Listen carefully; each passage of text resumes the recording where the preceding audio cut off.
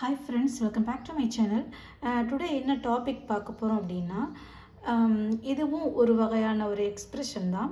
But வந்து என்னென்னா name மட்டும் ஒரு டிஃப்ரெண்ட்டாக கொடுத்துருக்காங்க. ஓகேவா?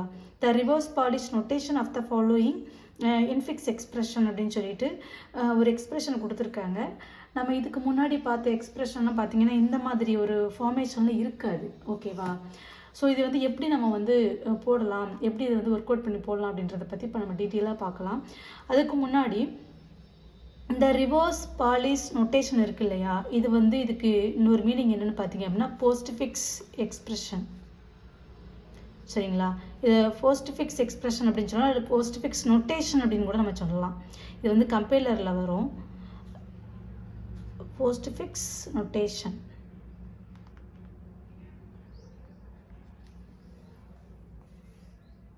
ஸோ அந்த கொடுத்துருக்கக்கூடிய இந்த எக்ஸ்பிரஷனை நம்ம வந்து போஸ்ட்ஃபிக்ஸ் ஃபார்மேட்டில் தான் மாற்ற போகிறோம். ஓகேவா?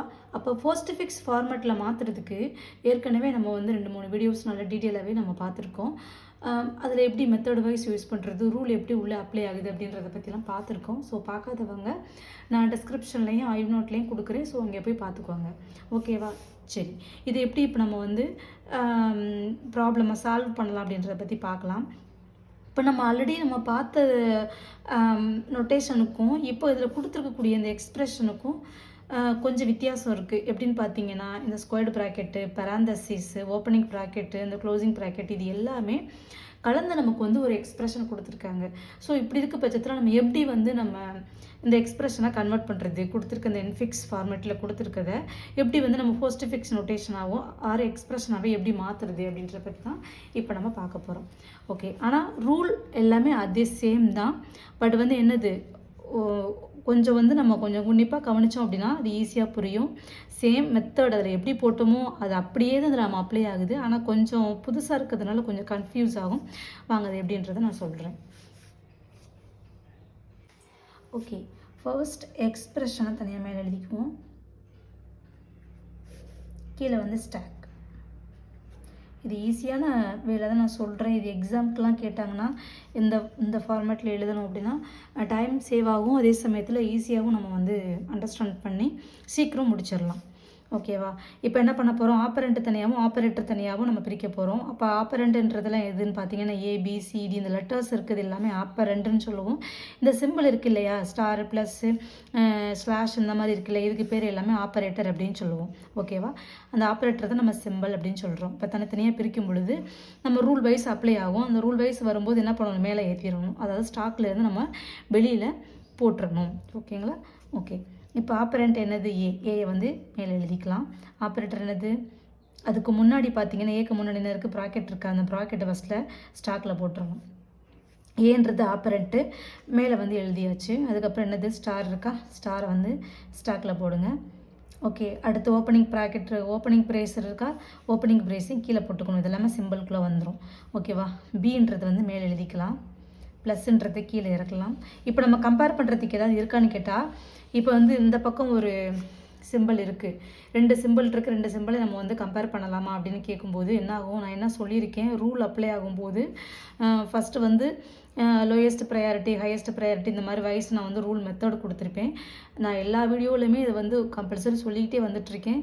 ஸோ நீங்கள் வந்து அந்த வீடியோஸ் பார்த்தீங்க அப்படின்னா இந்த வீடியோ நீங்கள் லேர்ன் பண்ணும்போது அந்த ரூலை மட்டும் தனியாக ஒரு ஷீட்டில் எழுதி வச்சுட்டு கவனிச்சிங்க அப்படின்னா உங்களுக்கு ஈஸியாக புரியும். ஓகேவா? அப்போ நான் வந்து 3rd ரூல் என்ன சொல்லியிருப்பேன்னு பார்த்தீங்கன்னா, இந்த ப்ராக்கெட்டுக்குள்ளே என்ன இருக்கோ அப்படியே நம்ம பாப் அவுட் பண்ணணும்னு சொல்லியிருக்கேன். அதே மெத்தடு தான் இந்த ப்ராக்கெட்டுக்கு அதே வரும், இந்த ப்ரைஸஸ்க்கும் அதே தான் வரும். அப்போ இது இந்த மாதிரி ஸ்கொயர் ப்ராக்கெட் யூஸ் பண்ணும்போதும் அதே மெத்தடு தான், opening price closing price use பண்ணும்போதும் அதே மெத்தடு தான். அப்படின்ற பட்சத்தில் இங்கே வந்து பார்த்திங்கன்னா இந்த ஸ்கொயர் ப்ராக்கெட்டுக்குள்ளே தான் நமக்கு என்ன ஆகுது, மல்டிப்ளிகேஷன் வருது. இது இன்னும் முடியலை. அப்போ அது வந்து நம்ம கம்பேர் பண்ண முடியாது. இப்போ வந்து ஓப்பனிங் ப்ரைஸ் போட்டிருக்கேன், பட் இந்த ஓப்பனிங் ப்ரைஸ் நம்ம முடியலை. ஸோ இதை வந்து கம்பேர் பண்ண முடியாது. எல்லாம் தனித்தனியாக தான் இருக்குது. ஏன்னா ரூல் வைஸ் பார்க்கும்போது இது முள்ள கம்ப்ளீட் ஆனால் மட்டும்தான் உள்ளதை பாப் அவுட் பண்ணணும்.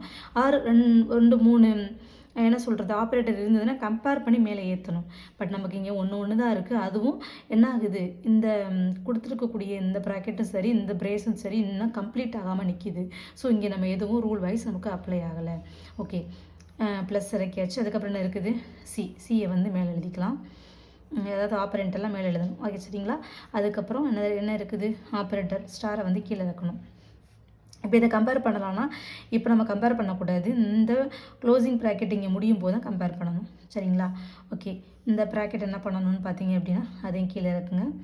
திரும்ப டியை மேலே போட்டுக்கலாம். ப்ளஸ்ஸை கீழே இறக்கணும். இப்போ இங்கே கம்பேர் பண்ணணும்னு பார்த்தா கம்பேர் பண்ண முடியாது. ஏன்னா ஃபுல்லுமே என்ன ஆகுது, இன்கம்ப்ளீட்டாக இருக்குது. இந்த ஸ்கொயர் ப்ராக்கெட் இங்கே முடியல, இந்த ஓப்பனிங் ப்ரைஸ் இங்கேன்னு முடியல, இந்த ப்ராக்கெட் இப்போ தான் ஆரம்பிச்சிருக்கு, இது இன்னும் முடியல. ஸோ எதுவுமே கம்ப்ளீட் ஆகாமல் நிற்கிறதுனால நம்ம இங்கே எதையுமே கம்பேர் பண்ண முடியாது. இப்போ இந்த ப்ராக்கெட் எதுவுமே இல்லாமல் வெறும் சிம்பிள்ஸ் நிறைய இருந்தது அப்படின்னு நீங்கள் கம்பேர் பண்ணி ரூல் வைஸ் இருந்ததுன்னா நீங்கள் நம்ம என்ன பண்ணலாம், மேலே பாப் அவுட் பண்ணலாம். பட் எல்லாமே என்னது, இன்கம்ப்ளீட்டாக நிற்கிது. ஸோ இங்கே நம்ம எதையுமே கம்பேர் பண்ண முடியாது. ஓகே, என்னாச்சு, டியை போட்டுட்டு ப்ளஸ்ஸை கீழே இறக்கிட்டோம். திரும்ப என்னது, இ மேலே எழுதிடலாம். திரும்ப என்ன ஆகுது, இந்த க்ளோசிங் ப்ராக்கெட் இருக்கு இல்லையா, இதை வந்து க்ளோஸ் பண்ணிடலாம். இப்போ ரூல் அப்ளை ஆயிடுச்சு. அப்போ இதுக்குள்ளே இருக்கிறது அப்படி மேலே ஏற்றணுமா, இங்கேயும் நமக்கு ஒரே ஒரு சிம்பிள் மட்டும்தான் இருக்குது. அப்போ என்ன பண்ணிடணும், இமிடியேட்டாக அதை அடிச்சுட்டு மேலே ஏற்றிடணும். ப்ளஸ்ஸை மேலே ஏற்றிடுங்க.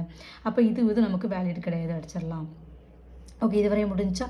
அதுக்கப்புறம் இந்த க்ளோசிங் ப்ரைஸை வந்து இங்கே போட்டுக்கலாம். இப்போ இது ஃபுல்லாக கம்ப்ளீட் ஆகிடுச்சா. இந்த ஓப்பனிங் ப்ரைஸ் இருக்குது, க்ளோசிங் ப்ரைஸ் இருக்குது. அப்போ இது உள்ள என்ன இருக்குது, 2 சிம்பிள் இருக்குது. 2 சிம்பிளை நம்ம வந்து ப்ரையாரிட்டி வைஸ் மேலே ஏற்றணும். அப்படிங்கிறப்ப இங்கே ரூல் பார்க்கணும், ப்ரையாரிட்டியும் பார்க்கணும், அதே சேம் டைம் ரூலையும் பார்க்கணும். ஓகேவா. அப்போ வந்து என்ன ஆகும், இதில் வந்து ஹையஸ்ட் ப்ரையாரிட்டி என்னது, ஸ்டார் தான். அப்போ ஸ்டார் தான் என்ன ஆகும்னா மேலே போகும். அடுத்து என்ன இருக்குது, ப்ளஸ் வந்து லோயஸ்ட் ப்ரையாரிட்டி, அதுக்கு கீழே, அதாவது ஸ்டாருக்கு கீழே தான் வரும். ஸோ ப்ளஸ் வந்து நெக்ஸ்ட் வரும். அப்போ இதுவும் அடி ஆயிடுச்சா, இது எல்லாமே அடி ஆயிடுச்சு. அப்போ இது 2 மட்டும்தான் இருக்குது. பட் இந்த ப்ராக்கெட் வந்து இங்கே கம்ப்ளீட் ஆகலை. ஸோ இதை நம்ம கம்பேர் பண்ணவும் முடியாது, மேலே ஏற்றவும் முடியாது. இதோடு இருக்கா.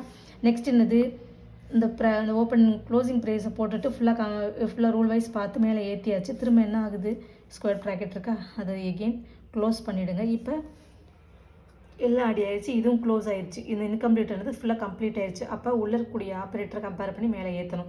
அப்போ இங்கே ஒரே ஒரு ஆப்ரேட்டர் தான் இருக்குது. என்ன இருக்குது, ஸ்டார் தான் இருக்குது. அது இமிடியேட்டாக என்ன பண்ணணும், மேலே ஏற்றிடுங்க. அப்போ இந்த ப்ராக்கெட் வந்து நமக்கு அடி ஆயிரும். இது நமக்கு யூஸ்லெஸ். இதுவரையும் புரிஞ்சா.